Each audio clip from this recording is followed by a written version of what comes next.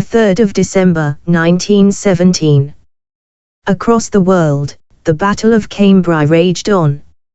It initially erupted in November 1917, stretching its grim shadows into December.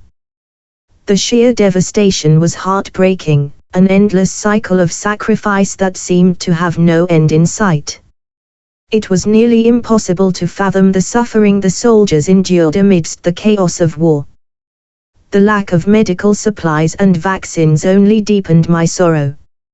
In a time when hope should have prevailed, the absence of adequate care and treatment left countless men vulnerable to wounds and illness. Their cries for help echoed through the trenches, drowning in the relentless sound of gunfire and despair. Each life lost felt like a weight on my heart, reminding me of the brutal realities of a world consumed by conflict. It was a stark reminder that, beyond the battlefield, compassion and care were overshadowed by the harshness of war, and the human cost was far greater than any victory claimed. Unfortunately, I had a history class that day. The irony wasn't lost on me. While the world was engulfed in chaos, I was sitting in a classroom, trying to wrap my mind around the events of the past. Our teacher droned on about battles and treaties, oblivious to the real suffering happening in the present. As I listened, I couldn't help but think about Cambrai and the soldiers fighting for survival. The history we studied felt so distant, yet so intertwined with the pain of the present. Each lesson was a reminder of the sacrifices made, but in that moment, it felt trivial against the backdrop of such human suffering. I glanced around the room, seeing my classmates lost in their own thoughts, unaware of the weight of the world outside our walls. It made me wonder if they felt the same heaviness I did, if they were thinking about the lives at stake while we discussed dates and events long past. All I wanted was for the lessons of history to bring about change, to ensure that such tragedies would never repeat themselves. "Does anyone have family in the war?" Mrs. Pington asked the class, her voice breaking through the haze of my thoughts. I hesitated for a moment, but then raised my hand.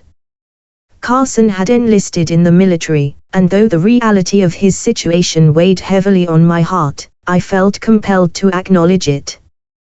"Yes, Jeremiah," she prompted, looking directly at me. "My brother Carson was fighting overseas," I replied, my voice steady but laced with emotion. I could feel the eyes of my classmates on me, some filled with sympathy, others with a vague sense of curiosity. Mrs. Pington nodded, her expression softening. "That's brave of him. How do you feel about it?" The question hung in the air, heavy with expectation. "They brought only his body back," I admitted before bursting into tears. "Oh, I'm so sorry," Mrs. Pington exclaimed, her voice laced with empathy. "Don't be," I shot back, a wave of bitterness surging through me. It was his moronic decision to join the stupid war. He screwed himself over. My anger bubbled to the surface, and I could feel the heat rising in my cheeks. How could he be so reckless? Only 18, yet he'd traded his future for a rifle and a uniform. He could have gotten married, settled down, lived a normal life, but instead, he'd opted to throw himself into the chaos of war. The thought of it twisted my gut. It felt like he was stepping into a meat grinder, a mindless sacrifice for a cause that felt increasingly pointless. I struggled to find the right words, but all I could think about was the image of him out there, lost, alone, and facing unimaginable horrors. It was a reality I couldn't bear to fully accept. "I don't know why I expected him to come home," I continued, my voice barely above a whisper.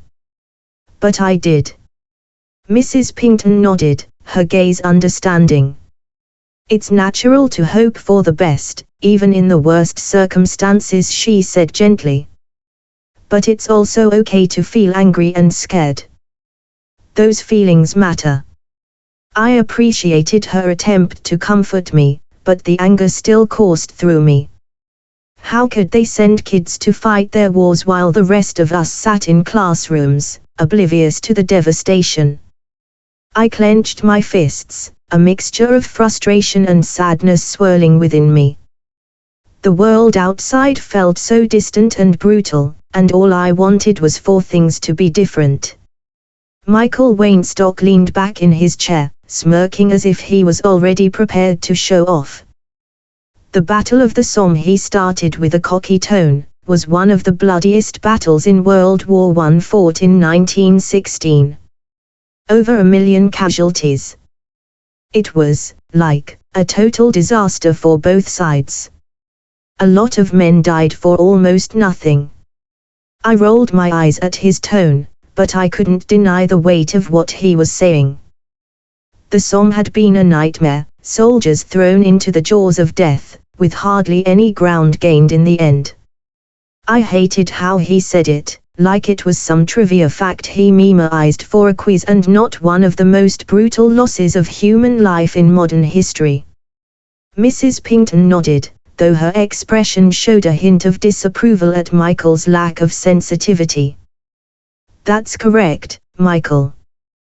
The Battle of the Somme was indeed one of the deadliest battles in history. But what makes it particularly tragic is the scale of loss and the lessons it left behind about the futility of some military strategies. She turned back to the rest of us. Does anyone want to add to that? I wanted to speak up, to mention how the Somme was a prime example of how generals were stuck in old strategies, sending wave after wave of men into no man's land, just to be gunned down by machine guns and artillery. But I didn't. Michael shot a smug glance in my direction like he knew I wouldn't speak. The anger I had earlier, thinking about Carson, simmered beneath the surface. The assignment felt almost ridiculous. How could any of us, sitting comfortably in our classroom, even begin to imagine what it was like to be a British soldier in World War I? The mud, the fear, the constant shelling. How could I, someone who struggled just to get through an awkward conversation with Peggy, understand the terror of facing death every day? I stared at the prompt, wondering where to even start. It asked us to write a letter home as if we were one of those soldiers. I could already hear Mrs. Pinkton's voice in my head saying something about historical empathy and understanding the human experience. But I had no idea how to relate to those men who marched off to war, just like Carson had. I thought about what I would even say if I were in their position. Dear Mum and Dad, today I watched my best friend die in the trenches. The stench of death is everywhere, and the sound of artillery never stops. How could anyone write that? The assignment was a reminder of the distance between us and those soldiers. A distance I wasn't sure we could ever cross. I sighed and started to write, feeling more disconnected from history with each word. Dear Mum and Dad. I hope this letter finds you well, though I can't say the same for myself. The front is unlike anything I've ever imagined, mud and blood are everywhere. The trenches feel more like a graveyard than a battlefield. Some days, the only thing that keeps me going is the thought of coming home to you. The constant shelling is deafening, and I've seen things no one should ever see. Friends I made here have fallen, their lives cut short by bullets and bombs. It's hard to describe the fear that grips you when you hear the whistle of artillery overhead. We're just boys, Mum. But the war has turned us into men far too quickly.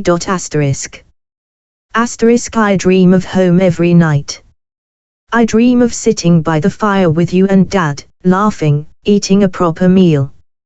It's strange to think that such small things mean the world to me now. Keep praying for me, and for this madness to end. I want to come home more than anything. But if I don't, just know I love you. Asterisk. Asterisk your loving son. Asterisk. Asterisk William. Asterisk. I stared at the letter after I finished it. It was as if I had stepped out of my own world for a moment, into that of a soldier long gone. Writing it made me realize just how impossible it was to truly understand what they went through.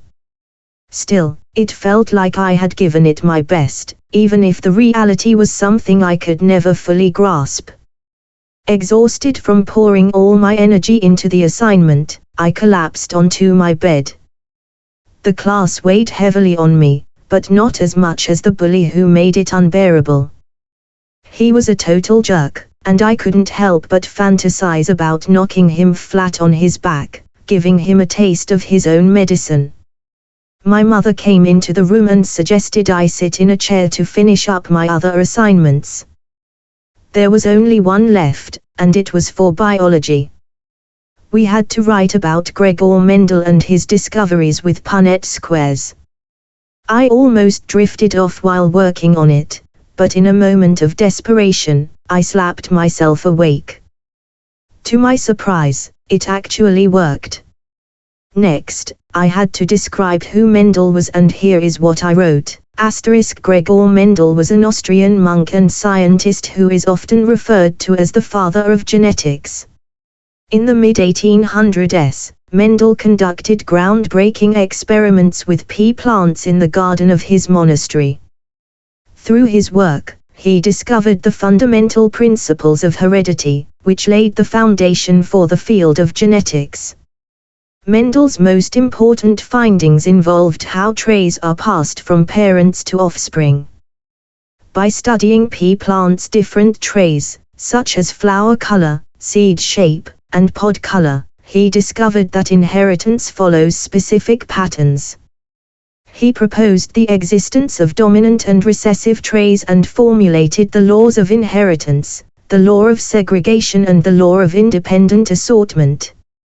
He also developed what we now know as Punnett squares, a tool used to predict the probability of inheriting specific traits. Mendel's work was largely ignored during his lifetime, but it became hugely influential in the early 20th century, shaping our modern understanding of genetics. That's more like it, she smiled after giving me a quick peck on the cheek. I headed off to bed, crawling under the covers and staring at the ceiling. My thoughts drifted back to the day, the homework, and the nagging feeling that I wasn't doing enough. But then I remembered what Mother always said, small steps lead to big things. I closed my eyes, imagining myself at 17, towering over everyone, confident and sure. For now, though, I was still the small kid in class, the one trying to make sense of history assignments and bullies like Michael Weinstock. I let my mind wander before sleep took over.